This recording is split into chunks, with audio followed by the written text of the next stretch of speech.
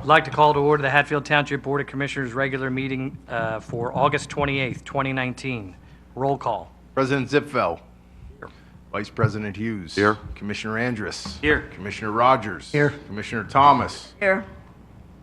I would like to ask our township manager, who year after year does such a fantastic job in this township, to lead us in the Pledge of Allegiance. Aye.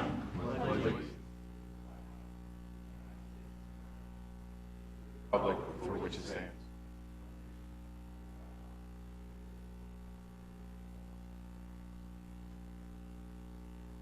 All right, before we move forward, I need to announce that we met in executive session with regard to potential litigation. With that, we can move forward with approval of tonight's agenda. Is there a motion to approve tonight's agenda? So moved. Motion by Commissioner Rogers, second by Commissioner Andrus. All in favor of approving tonight's agenda as you see on the board, on the screen, and before you say aye. Aye. Opposed? Hearing none, that is approved. We can move forward with the agenda. Citizens' comments. Are there any citizens' comments on agenda items? All right, not seeing anyone go up to the podium, we're going to move on to our consent items. Is there a motion to move into the record the consent items listed in your agenda? So moved. Motion by Commissioner Thomas. Second. Second by Commissioner Andrus. Those items include the Board of Commissioners' regular meeting minutes of July 24, the North Penn Water Authority meeting minutes of June 25, the Pool Advisory Board minutes of June 6, the police report for the month of August, the HTMA meeting minutes for June 11, the Calmer Fire Company monthly report for the month of August, the HTMA monthly budget report for the month of July, the Treasurer's report for the month of August, and bills payable. Paid bills in the amount of $180,909.40, and unpaid bills in the amount of $785,444.37. With that, I'll call the question. All in favor of moving those items into the record, say aye. Aye. Opposed? Hearing no opposition, those are moved into the record. All right, we have a special item tonight. Mr. Stelmakowitz, if I said that correct? Well, Zipfel's a tough one, and Viva, so my apologies. I understand how that goes. Your chair would be John S. I dove in. I made the effort, John. So John is with us. He's from the partnerships. He's a partnership specialist with the 2020 census. He's got a 2020 census presentation from the U.S. Census Bureau from the Philadelphia region. John, welcome. Thank you for taking the time to come out and walk us through this presentation.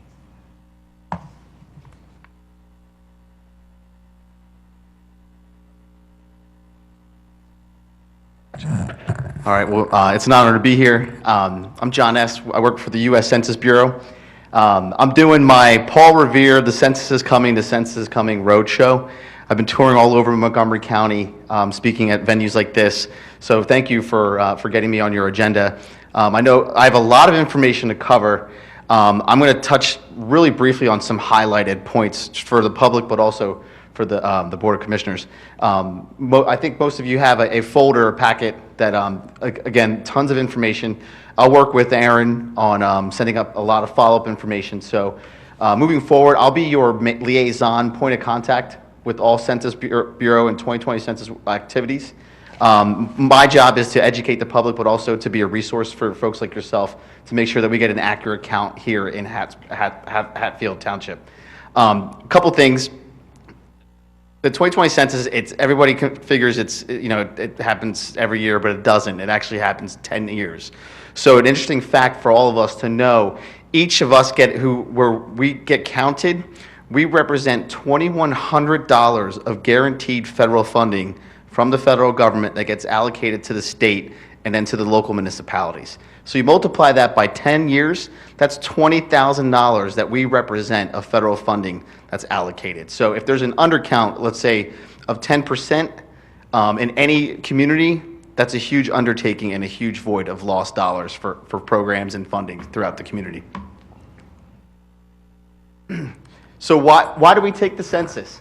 It's mandated by the U.S. Constitution. It's also one of our 3 civic duties. Our 3 civic duties are to vote, jury duty, and participate in the census. It's an opportunity for, I call it the Super Bowl of democracy. You know, it's an opportunity for the voiceless to be counted and to have a voice. So by law, the U.S. Census Bureau must deliver a report to the population counts to the President of the United States within 9 months of the census, December 31st, 2020. So April 1st, 2020 is the official census day. It's served as a point of reference. So how's the census data used? It's conducted district at the federal, state, and local levels. A big factor of the decennial is also the apportionment seats in the U.S. House of Representatives. In 2010, the Commonwealth of Pennsylvania lost a seat in the House of Representatives, and there's also some concerns just of how population shift and how people are leaving the state, that there might be a strong likelihood that the state will lose another seat in Congress. It distributes over $675 billion federal dollars to the states annually. So as you can see, it's a huge pot of money that is derived from all the statistical data and the count that we have in terms of the population. It provides statistical support for grant applications. Nonprofits, they use decennial data to get their grants. That's how a lot of the states determine their grants and funding. They plan for future community needs, programs, and services such as education, healthcare, transportation, social services, emergency response, and they also, the information forecasts future transportation needs, and also a lot of housing assistance and rehab loans, and the list goes on where the impact of the census data. So why people complete the survey? This just shows you just kind of more of a public opinion of why they do it. What's the one most important reason to fill out the census? As you can see on the top, it helps determine the funding for public services in the community. Believe it or not, you know, there's always a question, what's in it for me? But we're all touched in terms of how the census data is used. You know, the roads that we use, the hospitals, the schools, it's all derived from census data. It's my civic duty, which a lot of folks actually know, which is pretty funny. It contributes to a better future for your community, and it also determines your state's number of elected representatives in the House of Representatives. So for 2020, there's the goals. The goal is to count everyone only once and in the right place. We're here to count everyone. So what's new? There's a couple things that are new from the 2020 versus 2010. In 2020, for the first time, we're actually asking the population to respond online. So that's the first time that's ever happened. In 2010, it's always been a heavy paper-intensive questionnaire. So there's a lot of challenges, obviously, and part of what we're doing now, we're doing a lot of outreach and education, you know, in terms of just, you know, answering any of the public's questions, the fears, concerns. But for this, you know, one of the new things is that we'll be responding online. There's two other methods to respond to the questionnaire. We're going to have 12 non-English speaking languages that on a 24-hour phone service that can be recorded along with English. And then also we'll have each household will receive a hard copy survey. So there's 3 methods of responding. So as you can see, the 2020 census phases is the education, awareness, motivation, reminder, and then the thank you phase. So right now we're in the education phase, moving towards the end of 2019. That's where myself as a partnership specialist gets to speak to the public, but also serve as an information and a resource for elected officials like yourself, and also through the county and the state. The awareness phase is going to be pumped out from January through February 2020. The motivation phase, which is the response phase. So every single household in this township will receive a postcard with a housing unit ID. And on that postcard, there'll be a URL for that household, the head of the household, to respond onto that questionnaire. And the window is going to be from March all the way through the end of July. So as we go through the end of July, there's a couple other operations within the field that happens. So all the houses are going to get reminders about the census. I mean, and then within the media, there's a massive national campaign is going to be starting in January about the 2020 census. So at some point, you're going to hear so much about it. You just want to fill out the questionnaire and just be done with it. But the big thing too is what we're sharing with the community is an incentive to reply online or even by phone or mail in. That way, you basically avoid having anyone coming to your house. So as everyone always equates the decennial census with all the census workers are walking through the neighborhood and knocking doors. So it's just with all the other methods, there's just a way to respond. Now, if anyone within the area did not respond for those 3 methods between March and all the way through the end of April, then in May, June, and July, we'll have the non-response follow-up. So those would be the census takers and enumerators who'll be going door to door to collect your information. Also, another thing that we would just share with the township is we're going to be recruiting a lot of local residents. A lot of our outreach and communications from a neighbor-to-neighbor program. So if any promotion or social media or any kind of communications that you could share with your township to encourage folks to apply, it's all part-time temporary work, but it's also it's a really good livable wage, which basically starts from $15 to $22 an hour.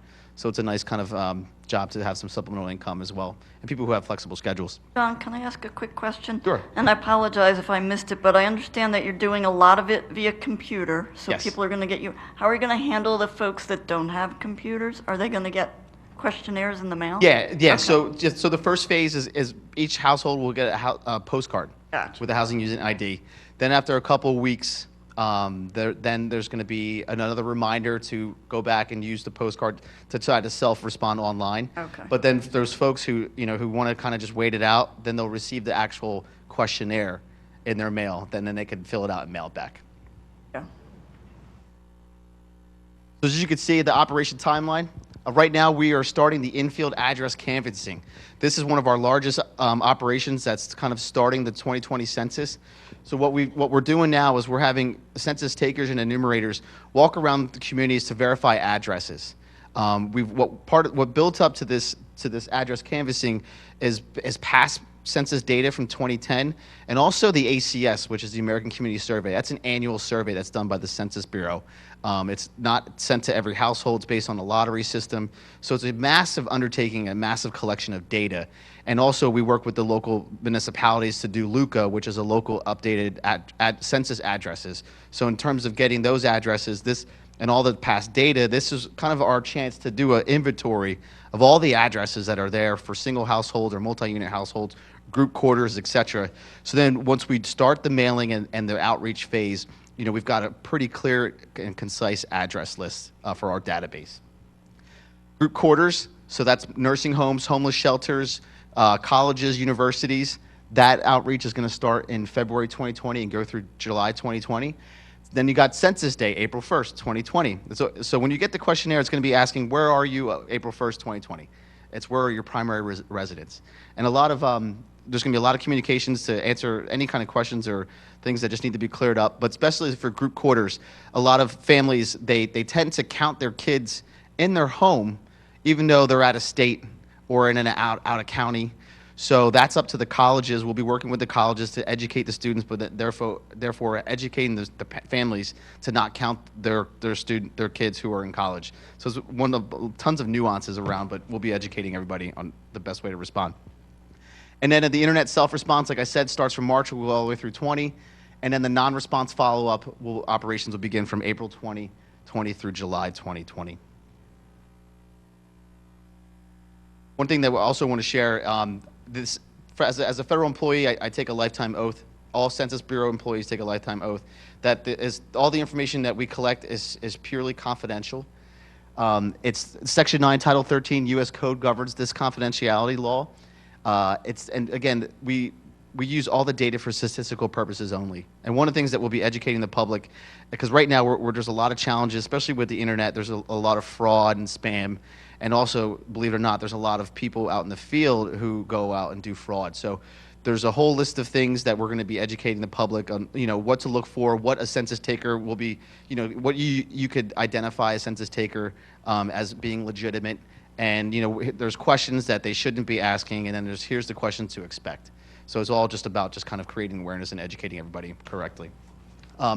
If we're caught if sharing any information, there's a hefty fine of $250,000 and then a 5-year federal prison term. Just to give you kind of the area for the state of Pennsylvania, we're going to be opening a list of ACOs, which are area census offices. So particularly for this area, there will be an ACO office opened up in Norristown. So that's going to be kind of like a hub for all the field operations that are going to be going. And these are all strategically placed throughout the state based on the past decennial census, but also on the forecast of low response scores. In Montgomery County, Norristown is an area that we've been doing a ton of work already with working with their leadership in the community to encourage folks to participate in the census. And it's a huge undertaking. Just so you can see where they are spread out through the state. This is just a quick snapshot of all the jobs that are available. So one of the things that I mentioned to you before is that we're going to be recruiting a lot of folks. So if there's anybody that you know, friends or family members who are interested to work, for the 2020 census, I'll send a ton of flyers and information for that distribution as well. As you can see, the pay rates.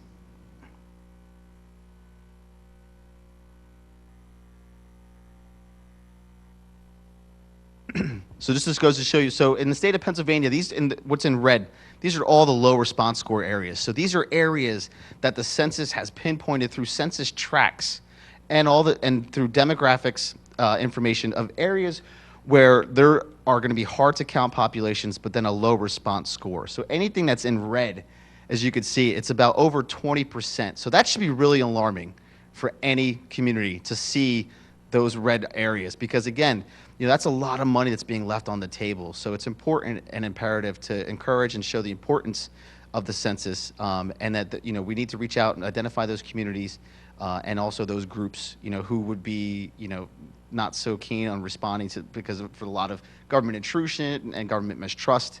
It's a big undertaking to get to these folks as well.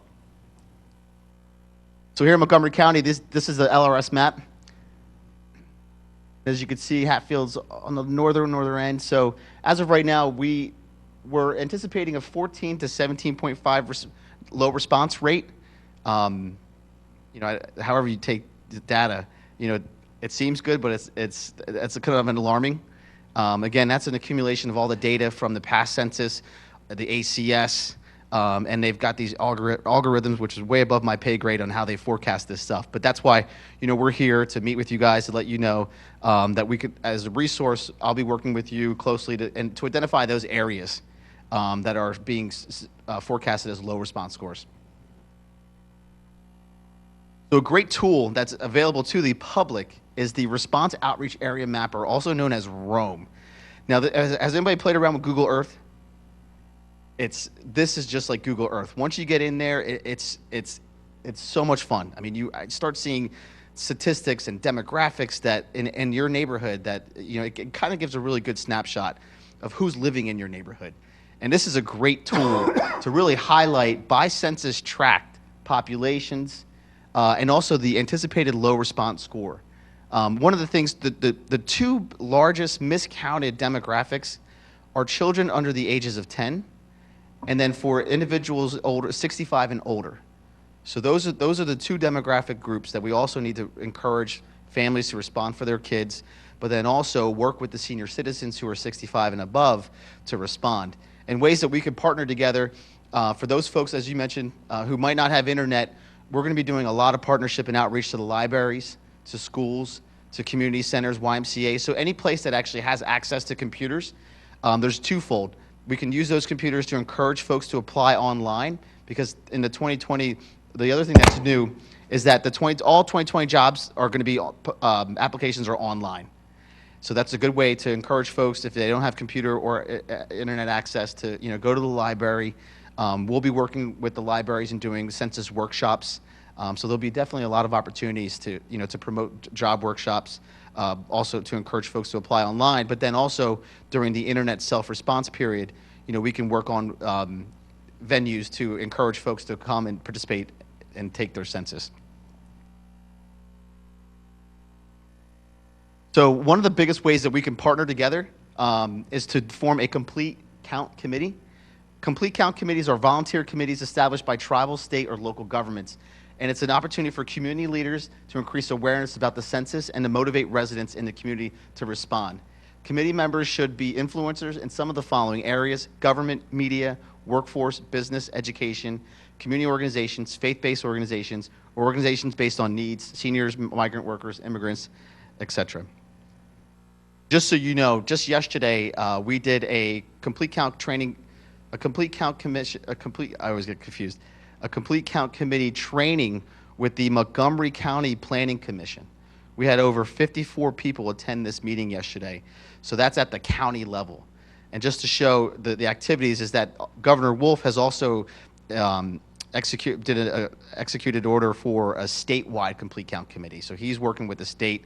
So there's a statewide complete count committee, there's a county-wide complete count committee, and then there can also be a municipal local complete count committee. Again, it's up to your discretion. You know, we're not going to, you know, force you guys to do a complete count committee. If there's interest to do it, you know, I'm more than welcome to come back and give more of a detailed briefing of a complete count committee. So those are one of the follow-up items that I'll work with Aaron on. So just a quick overview of the CCCs. Hey, John, let me interrupt you before I forget. Yeah. When would you be able to do that if that was something we would like to have done? It's based on your schedule. I mean, if I could If come you back, could give us an estimate, if you would. I can do it in 2 weeks. Oh, no, I didn't mean necessarily that fast. I didn't know if it was going to be into the beginning of next year or... Oh, ideally, we'd like to start, I mean, if I could do a CCC briefing in September, October. Okay. Yeah. So just a quick overview. CCCs are one of the core strategy elements and also from the partnership program. This is a core element of the partnership program. But on another level, you know, ways that we can partner together is just sharing information, communicating the information to your residents, and then encouraging, whether it be through newsletters, social media, town halls. So if there's any events, any local events where there's a high foot traffic areas, I know there's a lot of fall festivals. That's exactly what I was thinking. Yeah, we're more than happy, and we'll be available to have, you know, we've got a census tablecloth. So if there's a table, we'll bring the cloth, and we'll also bring literature and information, one for recruiting census takers and jobs, but also to just share the importance of the census. So if there's any, you know, events or calendar events that you think we should be a part of, please let us know. We'll be there. This is just a model of what a municipal complete count committee would look like. And again, that's more of, I can get into detail as a follow-up. So it's starting now to prepare for the 2020 census. It has begun. I'm doing my Paul Revere thing, as I said before. This job's a lot of fun. You know, it's about educating, and it's also creating awareness. As I said, this is kind of like the Super Bowl of democracy. I was a social studies teacher by trade as soon as I graduated college. I didn't last that long as a teacher because I got sucked into the private sector. But for a social studies or even any kind of constitutional junkie, I mean, this is huge. It's absolutely huge. So now it's just in terms of just identifying, you know, venues, events, any information. It's kind of a neighbor-to-neighbor program. I live in Philadelphia, so again, I'm not from the neighborhood, so it's imperative for you guys to share your insights, you know, with us, and then, you know, we'll provide the resources that's available to help you guys get an accurate and complete count. Thank you. I know I can go on and on, but if there's any questions, I'm happy to take some questions. I have a question. For your online, do you have to answer every question? I mean, does it not let you go forward if you skip a question or two? Yeah, that's a good question. So in order to have a complete questionnaire, all questions have to be answered. Now, if it's not guaranteed, but if, let's say, you answered 7 out of the 10 questions, you might have a non-response follow-up come to your door to complete the survey. Now, there's going to be a couple attempts in doing that, but after, you know, 3 failed attempts going to a door to get the complete survey, then the survey will just be continued through. But there's no penalty. So, do the questions ask about your personal or your household income and things of that nature? No. That's more of the long form. That's the ACS, the American Community Survey. The questions here are going to be very basic. It's gender. Are you the head of the household? How many people are living in your house? And there's a couple other questions that I just haven't been finalized, but it's very basic. Why college students wouldn't count, because they would come back to home base. Done. And it sounds like you would apportion monies for somebody living in a different location when in fact their home base. Yeah, I understand like the question on that. That's above my pay grade in terms of, you know, who determined that.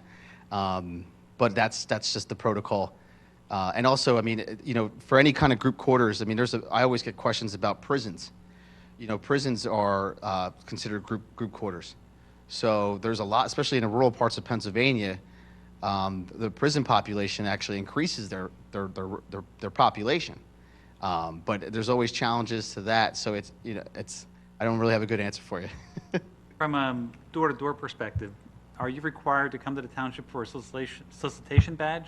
Or you're going to have some sort of ID that identifies yourself as a census taker or in parallel? So every census taker will have a federal badge.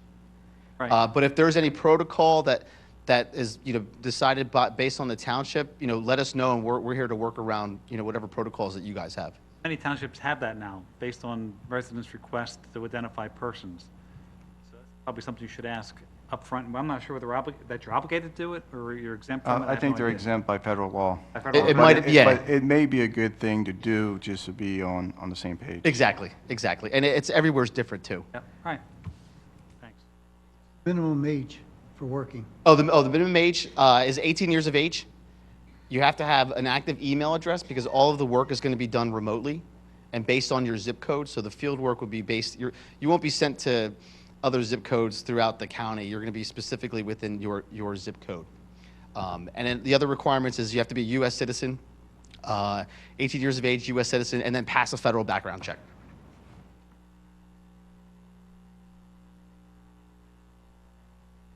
Thank you so much. Thanks, John. Any other questions? No? John, thank you very much for coming in tonight, and we'll talk about next steps.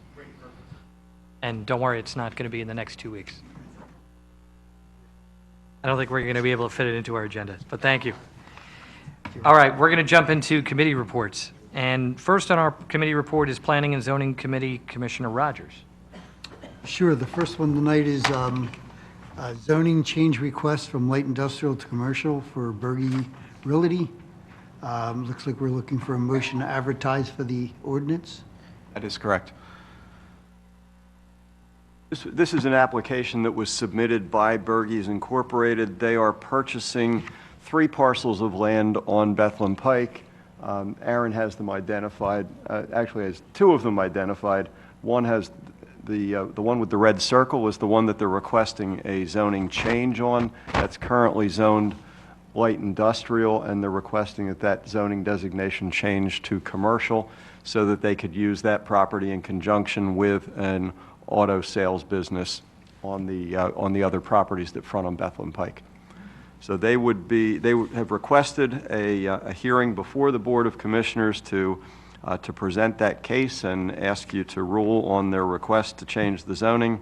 The question has been posed to the Planning and Zoning Committee, and the recommendation was to move forward with a hearing. So we're here this evening just for the board to set that date. I believe we were looking at the 2nd meeting in September. This was suggested by our traffic engineer to get the traffic, to have the access to the traffic light at 309 and Drury The Town. particular piece in question was suggested by our traffic engineer. He was hoping to be able to get the traffic from the Berges properties out to Trewigtown Road, so there would be access to a traffic light for traffic heading south on Bethlehem Pike. Ken, too, just to provide some context in case the map isn't clear, just so folks know exactly what we're talking about. It's the old Country Time Shed parcel is what Berge had acquired, as well as this piece behind it that they would like to then have rezoned. And the Ambler Woodstove property. Correct, sorry, and the Ambler, yeah. The Ambler Woodstove property. Ambler Fireplace and Woodstove.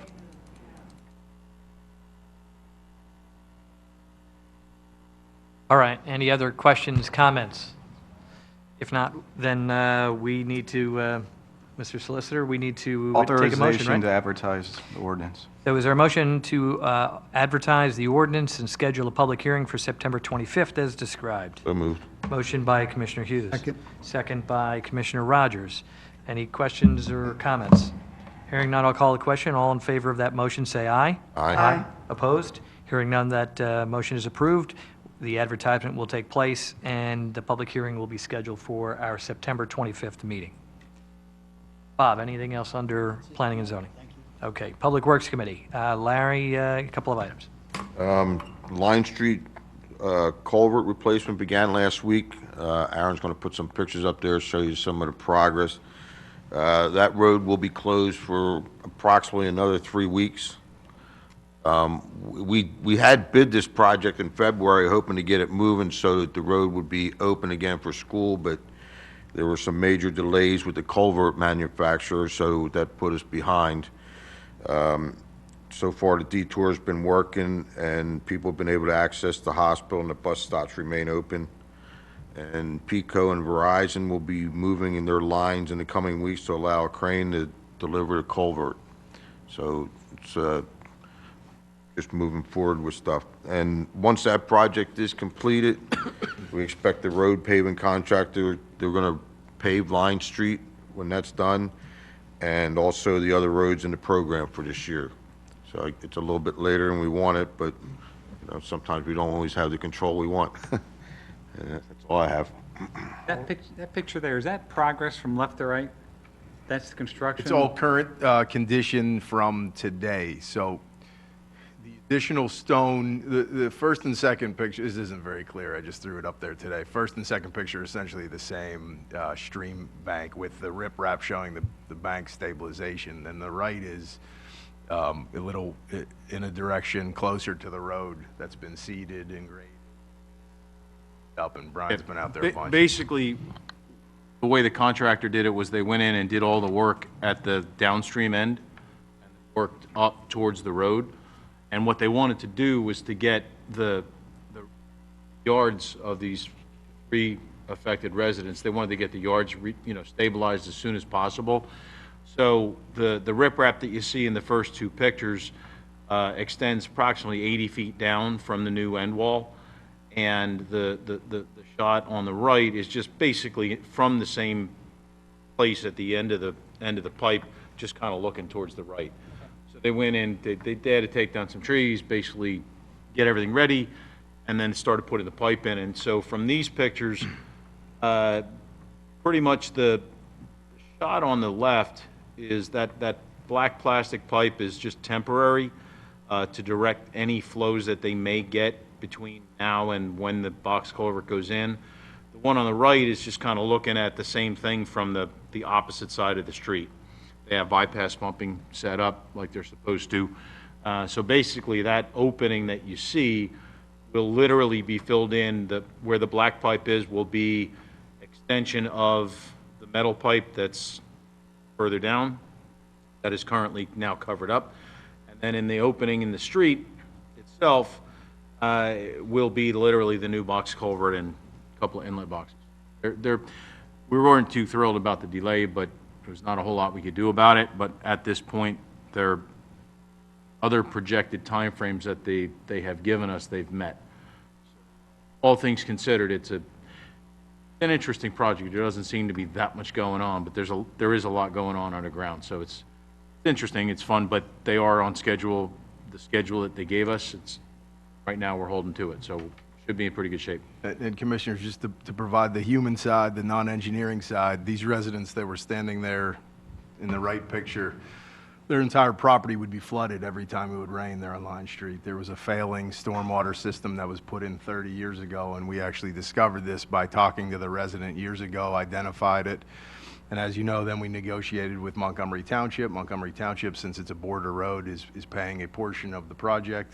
And if you can see on the map here, we're about 50 yards from the Lansdale border. So would have been their problem if the border was in a different location. But really, we're fixing a problem. It was identified. Commissioner Andrus over the years had asked for an inclusion of stormwater items to be in the budget so we could do projects like this. In years past, it was one of those things that we had a growing list, and now we're chipping away at them. So this is a big quality of life change for those residents on Line Street. Right. Anything else? Larry? No, that's it. Okay. Parks and Recreation Committee, Thank Commissioner you, Thomas. President Zipfel. Well, we finished up a very successful music fee season, and we're looking forward to Rocktoberfest in October. And I wanted to thank Joanne because She gave me the card for AM radio, who I know we've used before, but she asked if we could try to fit them into our schedule for next year. And we always love that residents give us feedback and bring us suggestions, because we don't always get out there and hear all the bands. So thank you, Joanne.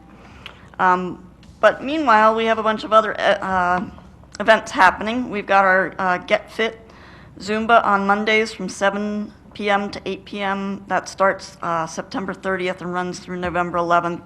That'll be here in the community room. It's $40 per resident, $50 per non-resident. Most of these items, if you would like to register, you can go to hatfieldrec.com. We also have yoga on Thursdays from 7 p.m. to 7:45. That starts October 3rd and runs through November 14th. Also here in the community room, that will be $30 per resident, $40 for non-resident. We've got a seminar coming up. It's called Ready, Set, Medicare. So join Del Val Senior Advisors for a free educational event designed to provide you with the information you need to make informed decisions about your health care coverage. That'll be Thursday, September 19th from 6:30 p.m. to 8 p.m. It's here in the community room. There is no fee. However, we do request that you pre-register. American Girl Tea and History. So enjoy an afternoon of tea with your doll and friends. This is a 3-part series with each tea party featuring a new American Girl character. Themed snacks will be provided, and for more information, you can visit the website at hatfield.org. Those series dates are Sunday, September 22nd, Sunday, October 27th, Sunday, November 10th. They run from 1:30 p.m. to 2:30 p.m. They'll be here in the community room. It's $15 per child per session. There is no fee for an accompanying adult. And our last is indoor pickleball, and that runs September 30th through December 20th. It's Mondays and Fridays from 9:30 a.m. to 12 p.m., Wednesdays from 12:30 p.m. to 3 p.m. It's at XL Sports World, and that online registration, it's $30 per resident, $45 for non-resident, and again, you can go to hatfieldrec.com. And that's all I have.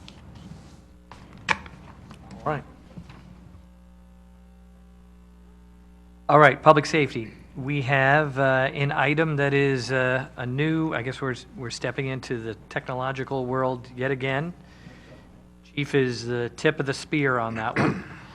And so we are pleased to announce that starting at 9 a.m. tomorrow, the Hatfield Township Police Department will be offering the Neighbors Portal by Ring, R-I-N-G, I'm not sure if that's an acronym or not, to our residents.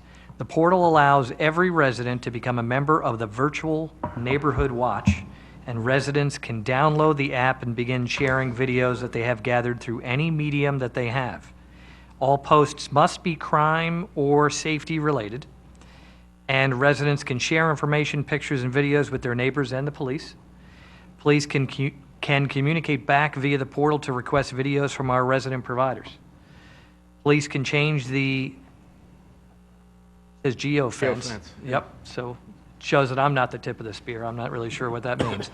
Can change the geofence to focus on areas of concern within the township. Again, they should be crime or safety related. Police can post pertinent alerts to neighbors. This is an added tool to go along with Facebook, Crime Watch, and Twitter to help the police work on behalf of our residents. The Neighbors Portal is a free download. Please check out the Hatfield Police Department Facebook page tomorrow. I assume will probably be a download or a link associated with it and a description. And Commissioner Rogers, everyone here wants to thank you for bringing this to our attention and making this possible, and Chief for its implementation. And hopefully I described it properly, or at least as it was described to me. You did. And I'm not sure if RING is an acronym, but that's the I think it's just a name. Ring is the name of the doorbell. the product. The doorbell deal, yeah. Right. Okay. All right, that's all we have on public safety. Finance Committee, Commissioner Andrus.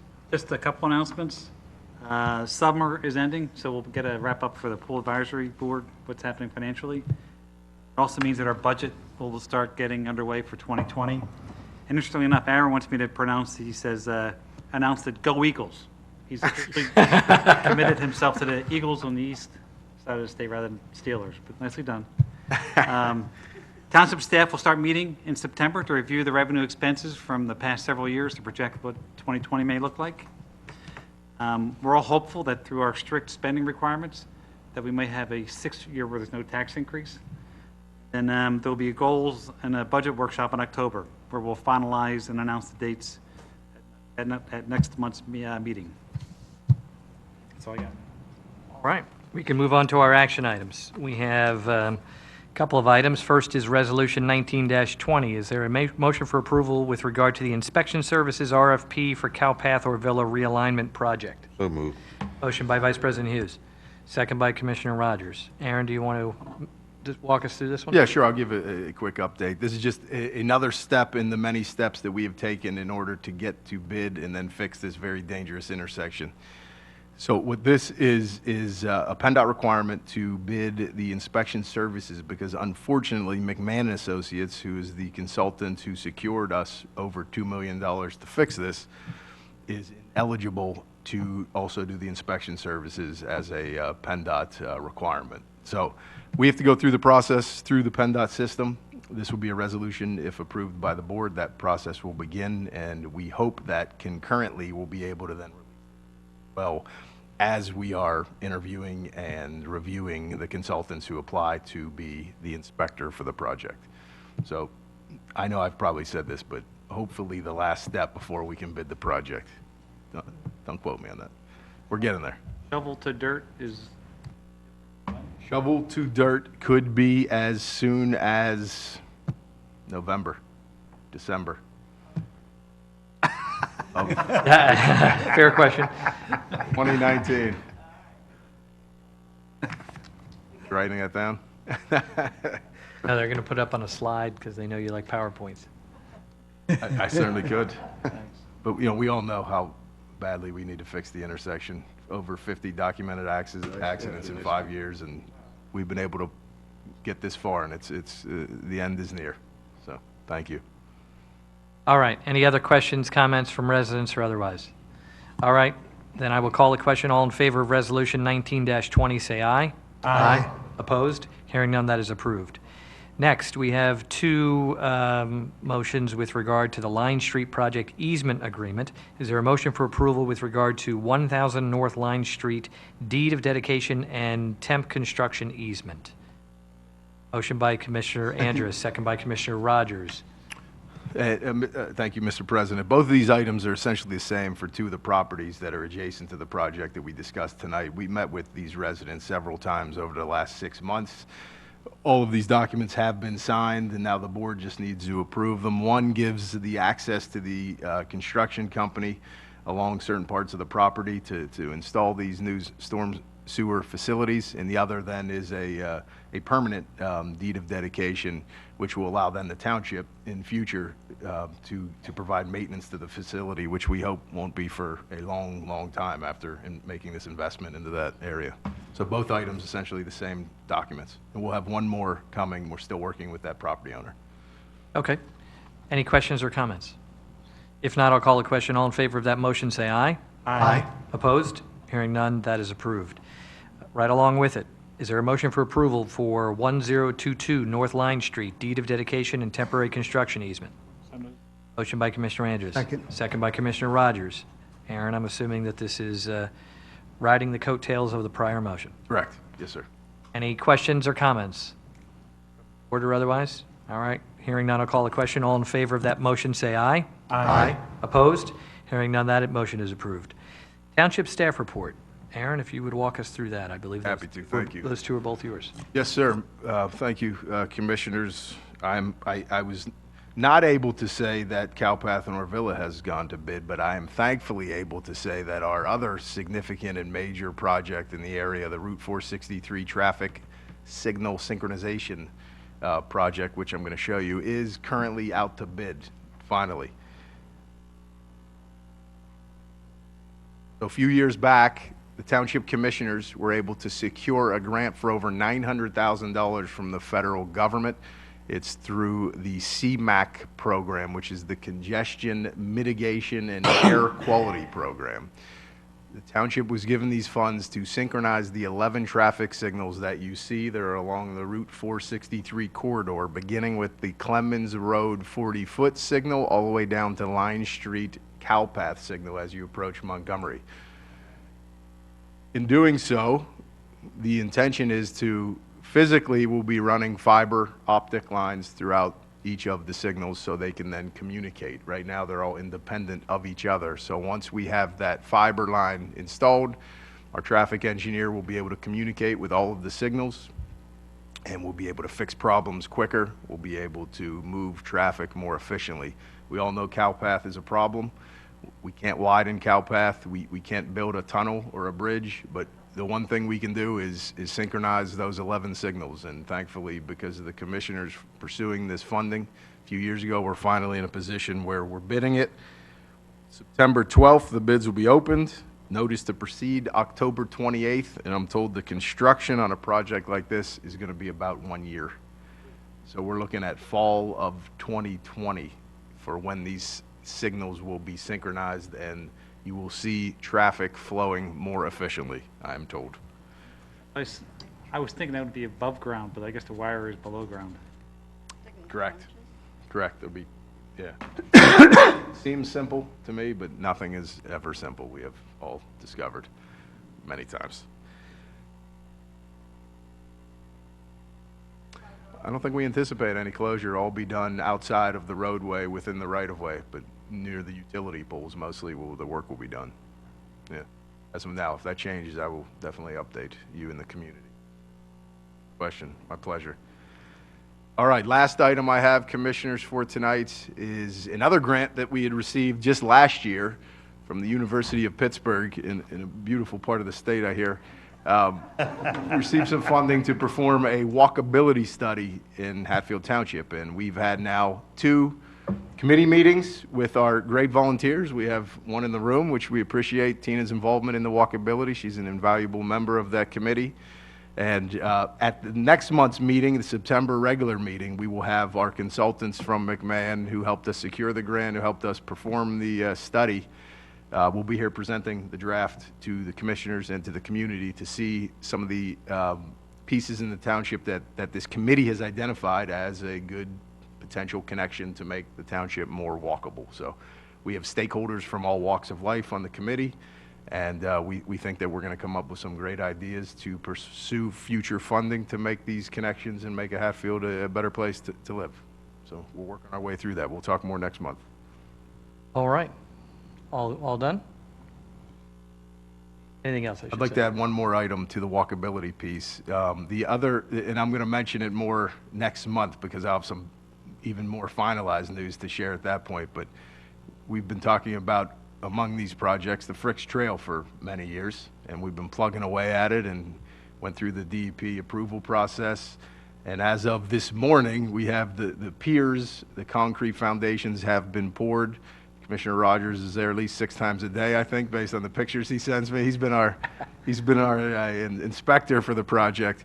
But the trail itself now is built from Sterling Drive all the way down to Orvilla. We just need a bridge.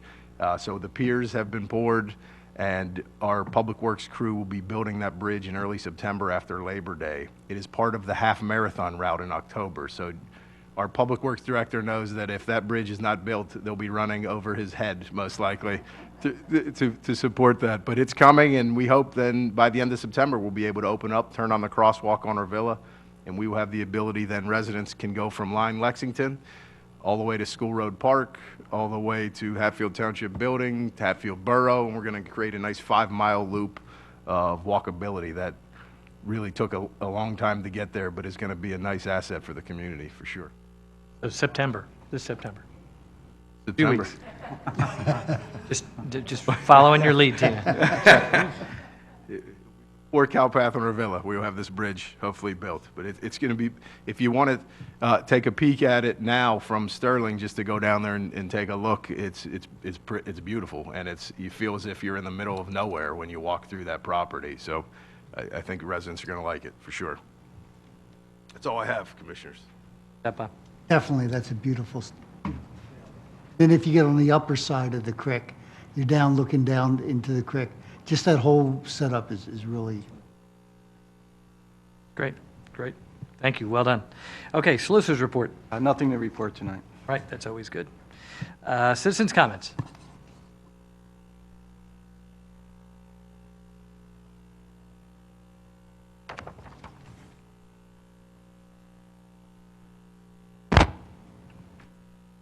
Good evening, Commissioners, Chief Tierney, staff. My name is Cindy Bourgeois, and I live at 1228 Quincy Court here in Hatfield. My comments tonight are about the Frick Basin, and I will try very hard to keep them under 10 minutes. I haven't been here in a long time, so I know we're supposed to keep it to 5, but allow me. A few years ago, this board decided to spend a whole lot of time, township resources, and tax dollars from the Commonwealth to naturalize the Frick Basin. Unfortunately, for the last few years, on a regular basis, the township has been using our local tax dollars to hamper the support of this naturalized open space.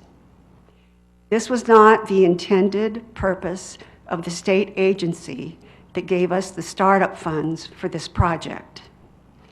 It is not proper stewardship of the space. Nearby communities are properly supporting their grant-funded naturalized open space. Why isn't this township? Several years ago, the Hatfield community demonstrated its support for natural open space through a petition with over 1,000 signatures. And one evening, when over 100 residents assembled in this chamber for public comment. That's unusual in this township. The majority of people in the township understand why natural open space is so important in suburban neighborhoods. It significantly contributes to the well-being of the community and the health of the local environment. We are mindful that a safe water supply closely correlates with a healthy environment and proper stormwater management. The Board of Commissioners knows that stormwater increasingly threatens our community, and stormwater has been a problem for this township for a very long time. That's why this board wisely prioritized improved stormwater management a few years ago. So now, what is so problematic? Every year, and sometimes twice a year, the township has paid a private individual to mow down the Frick Basin within a few inches and bale the hay. It's not ordinary hay, but they're baling it. Using an old farm tractor, this has been an extra weekend gig for this person in May and late August. It's good for him, but it sets back the process of naturalization, removing the plant habitat that sustains the ecosystem. It halts the cycle of animal life that has come to depend on the basin. The Frick Basin is not a hayfield. With the state funds, it was never intended to be a part-time naturalized open space. This year, when the back field of the basin was mowed in May, it was the nesting season for the wildlife that make the basin their home now.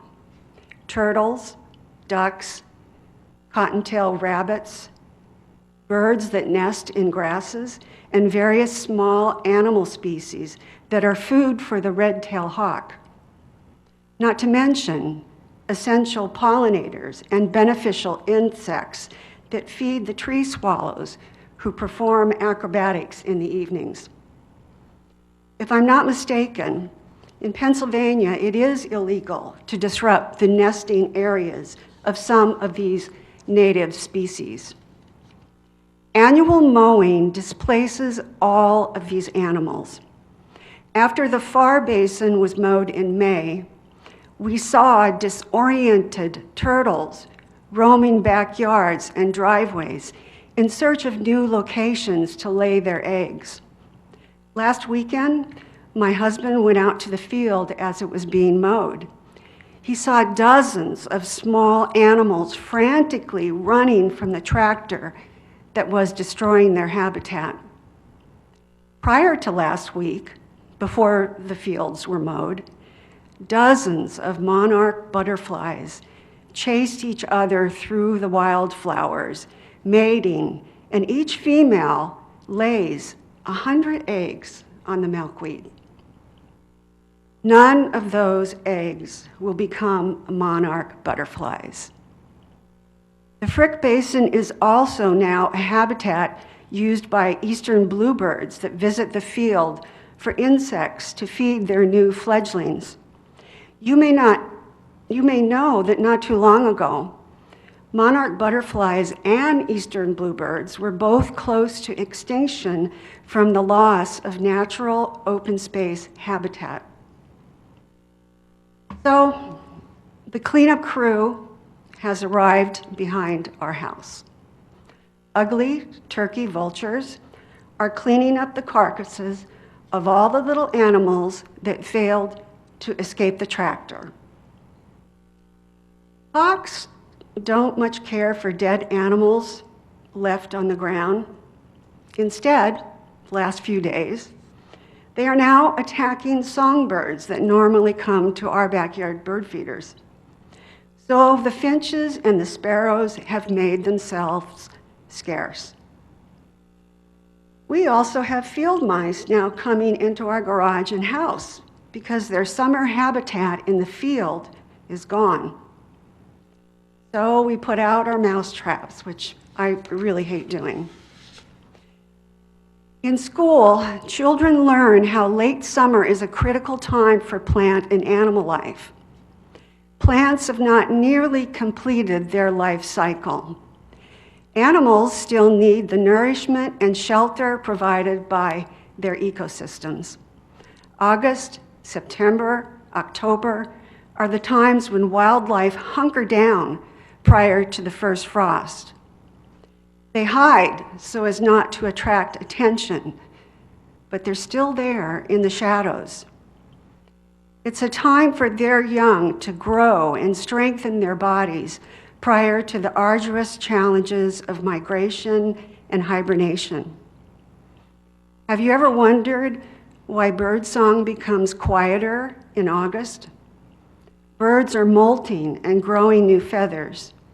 They are in a weakened state, so they hide. But they still need the food provided by the basin, seeds, insects, and tender plants. In its own quiet way, the season of life is still in full swing. Mowing the basin down to a few inches at this time of year damages the cycle of plant and animal life. Yes, it does. But it also wastes our tax dollars when we pay a private party to do this work. Is he bonded and insured? Did bids go out? We already have the resources in the township to do such projects.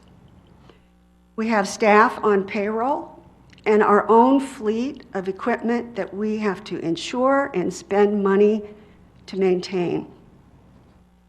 At any rate, naturalized open space should be mowed, if at all, only every 3 years, only down to a level of 6 to 12 inches, and only after the first frost.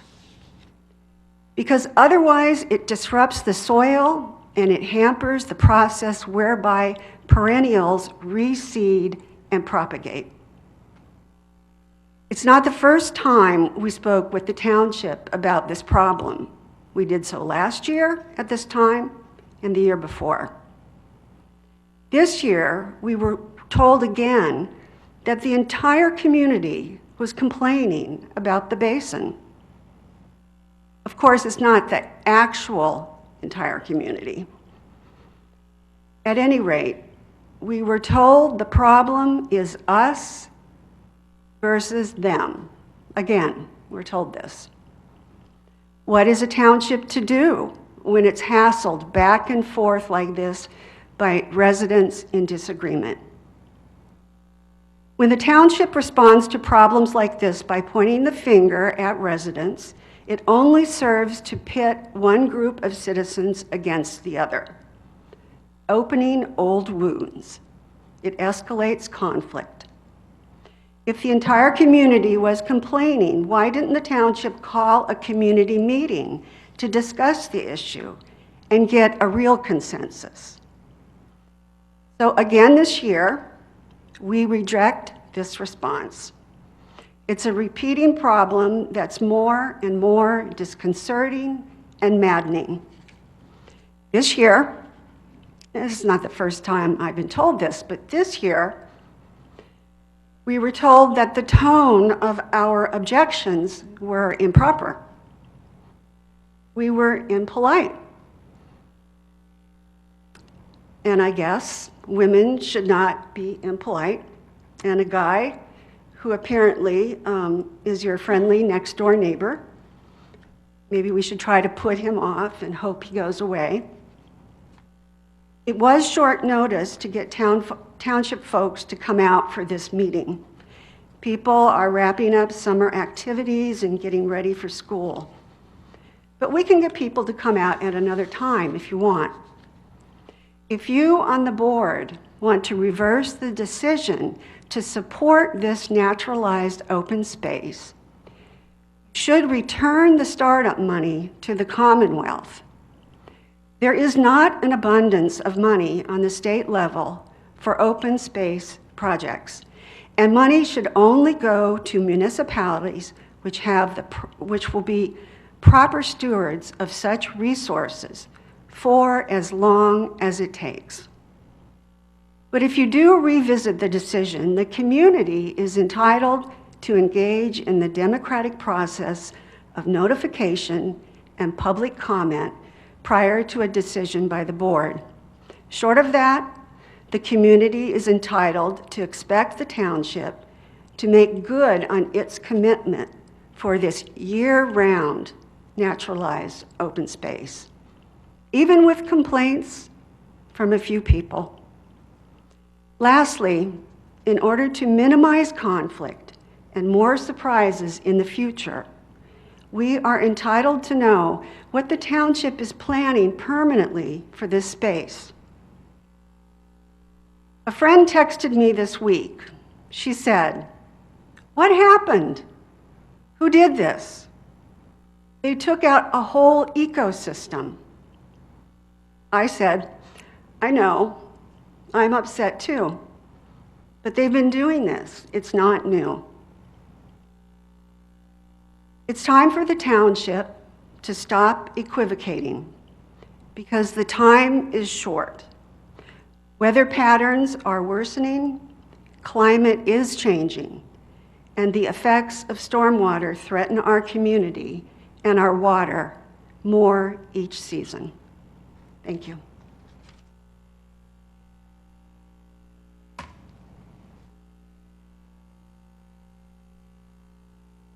I thought that was thoughtful and passionate presentation. You lost me, obviously, with near the end as to the interactions with the township. We can have that conversation separately.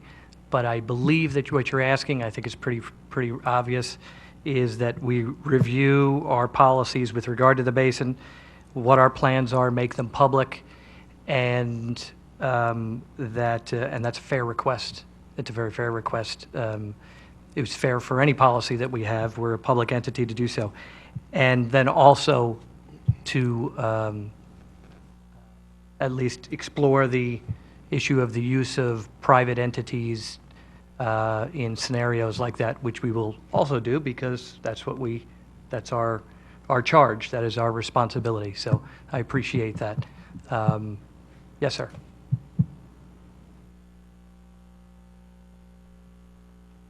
Good evening, Commissioners, Chief Tierney, Township staff. My name is Greg Lees. I'm a Republican candidate for Township Commissioner in Ward 1, Laura Thomas's ward. I just wanted to take a moment to quick introduce myself. I will be walking around the township to meet you all, and I wanted you to see my face so that when I walk up and knock on your door, you kind of know who I am. Aaron, I just had a comment about the traffic signal synchronization update. When we're looking at that, the Opticom, the traffic changing technology that police, fire, and EMS have on their vehicles, just want to look at that because when we do change the traffic lights, and for those of you who don't know, as an emergency vehicle approaches the intersection, we can change the traffic light and it changes it to red in all directions except for the direction the emergency vehicle is coming from. Do they have provisions in there to prevent us from messing up traffic with the synchronization as we proceed through the lights? We will certainly make sure that is incorporated in the design. I appreciate your feedback. Thank you, sir. I appreciate it. Thank you. Edward Tarter, Downing Drive. I'd like to respond to the previous comments about the retention basin. Retention basin has been in my backyard for 33 years. I know what goes on back there. You sit in your family room, you look out at it. For 20-some years, I personally mowed the one basin directly behind my house. The township had no expense to that. I had a lot of lawnmowers at my expense. Enjoyed the open fields back there. Kids would play football back there. We had volleyball. It was recreational. It wasn't just for storm sewer management, which is what it was put in for, to ease the flow of the water downstream so you wouldn't have flash floods. Now, the retention basin is strictly for natural purposes. The community doesn't get to do anything with it except look at it. It has not been cut in 2 years now. Didn't get cut last year due to weather and other restraints.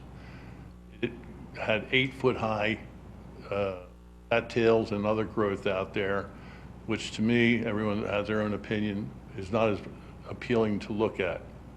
It has also backed up the water behind my home, putting for all the majority of the storm sewers coming out of Lexington Commons development. I know because I watched that development built. My house was one of the first ones in the first phase, so I watched the rest of the development being built. I watched where the storm sewers are. The majority of the storm sewers empty out behind my home. When it rains, the water was flowing through and backing up and slowing the flow downstream like it was supposed to. Now it backs up and it doesn't flow. It just keeps backing up. It lays there behind my home on the riprap that was put there, and it just sits there. We've had a month or more of just stagnant water sitting behind my home that doesn't flow because the storm sewer is emptying grit and other debris from the streets behind my home. And it has built a small dam to where the water no longer flows downstream like it's supposed to. The cattails were so thick, we had pieces of styrofoam, bottles, you name it, whatever was laying on along the street was now being captured by the forest, and I mean a forest, I'm not exaggerating, of cattails and other debris in the trough. My home now has become an eyesore as far as what I see out my back door, between the stagnant water and the debris that is captured by the cattails out there. Health-wise, it may be good for the bugs, the birds, the bees, the animals, but the residents are there, it is not good. I speak for myself right now, but I can also speak from having conversed with other neighbors that have joined that. There is not one other neighbor whose property butts up against that I've spoken with that is in favor of the natural growth out there. Years ago, and I still have copies that I can present to the board, I took a petition around to have that maintained as it was. Not been done due to whatever reason. Learn to live with it. Doesn't mean we have to be happy with it, and I feel that right now, at the expense of the neighbors whose property abuts it, the rest of this environment is thriving. But right now, I would like to say, as a human being, I think I should have preference over a bird, a bee, and other insects. There's plenty of places for them to live. I can't get up and move to another stream because my stream right now is contaminated. Birds, bees, and all, they can find another home. I can't. I have 3 grandchildren that play out in my backyard. They can't go play too far in the backyard because of the insect level that has grown. You get down there, you're swatting, and they have these little gnats flying all over the place. I'm an ugly eyesore. Since they came out and cut it, I have to disagree with the height. The machine that cut it was a big machine for cutting fields. The height of the grass, 2 inches, is lawn height. This is not lawn height. The height is, top of this podium is this high in places. So it's at least 4 to 6 inches high, not 2 inches like it's a lawn. I know what a lawn looks like because I cut that basin for 30 years.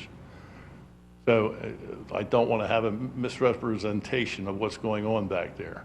In past years, it was baled and carried away and left to look a lot more attractive. Now it's being left there. So the insects, the animals and so forth that escaped or want to come back and hibernate, they can still come back because there's heavy growth back there.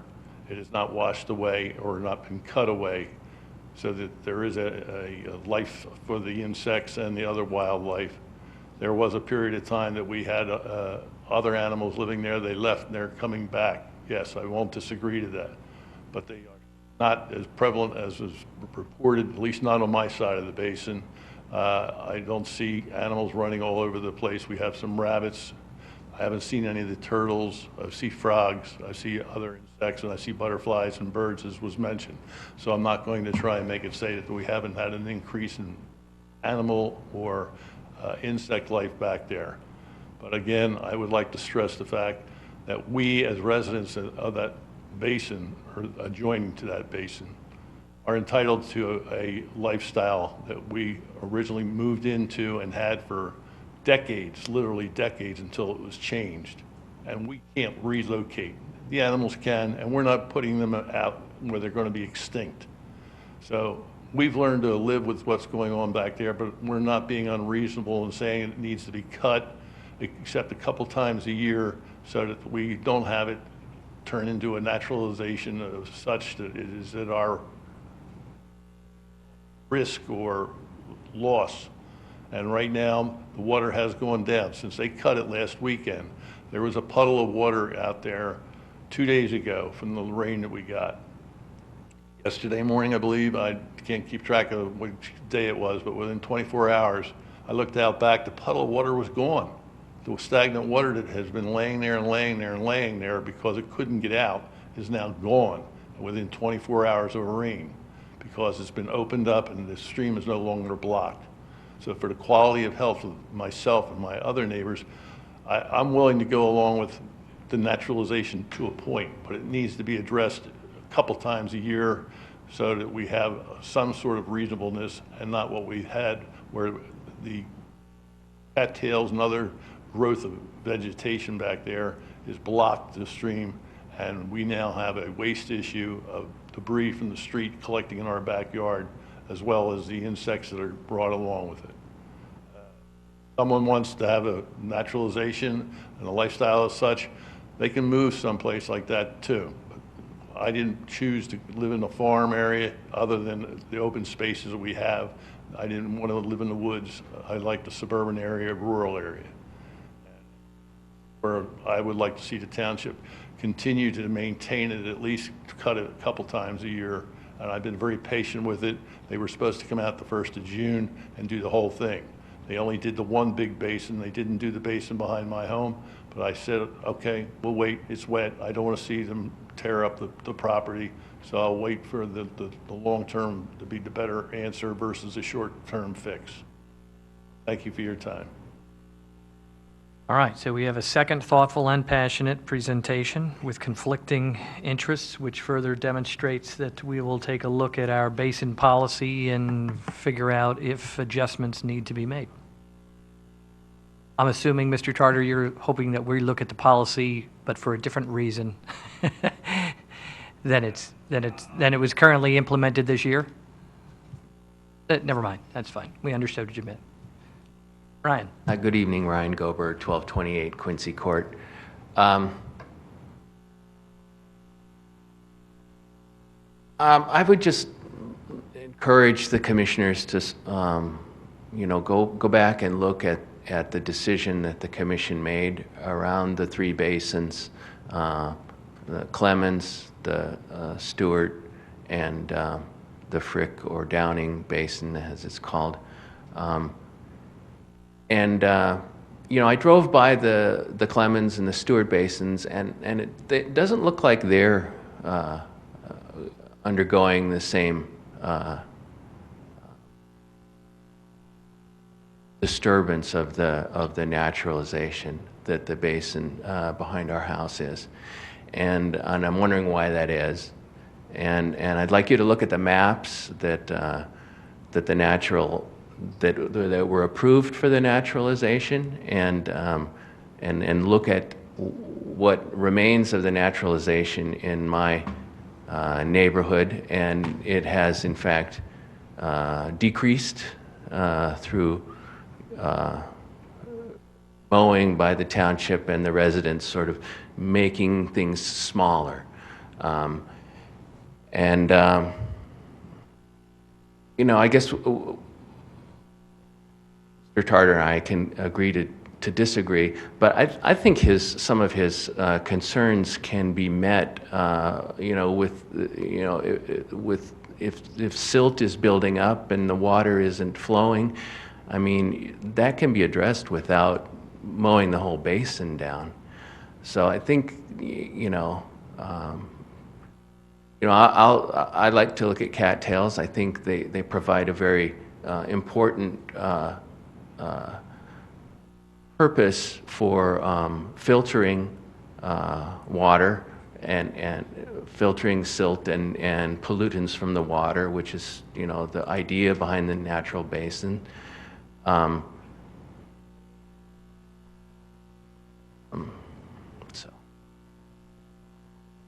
Thank you.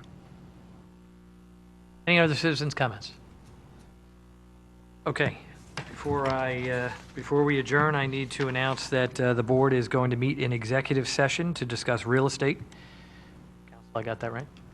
And unless there's anything else, for the good of the order, I will entertain a motion to adjourn. So moved. Motion by Commissioner Andrews, second by Commissioner Rogers. All in favor of adjournment, say aye. Aye. Opposed? Hearing none, we're adjourned. Thanks for coming out, folks.